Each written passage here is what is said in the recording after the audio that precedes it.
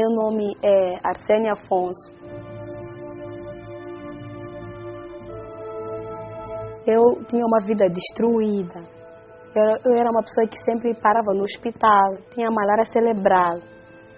E assim, eu tive essa doença durante os 12 anos. Quando eu sofria da malária cerebral, aí perdi a audição, não conseguia ouvir direito.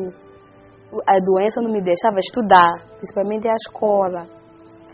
Todo ano tinha que ficar doente.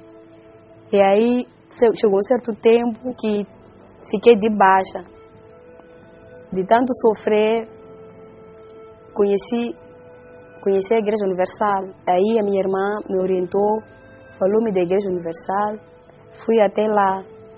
Cheguei lá, encontrei o pastor, oraram por mim e, graças a Deus, fiquei liberta. Foi passando o tempo, chegou a fé maior. Daí o pastor orientou-me de novo. Ele falou da fé e, como sendo pela primeira vez, eu não sabia o que era isso. Eu tomei a decisão e fui até lá.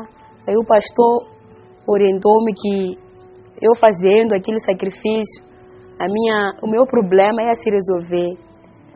Eu me lançando para o altar, o meu problema ia se resolver.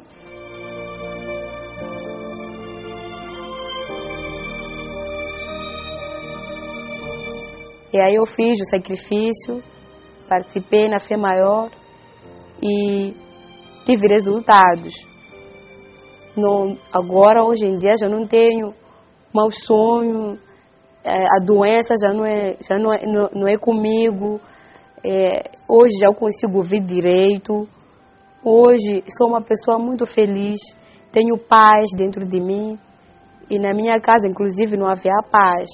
Hoje já somos felizes, somos unidos, já não passo mais maus sonhos, já não passo mais essa doença. Para isso acontecer, eu precisei fazer um extremo de sacrifício.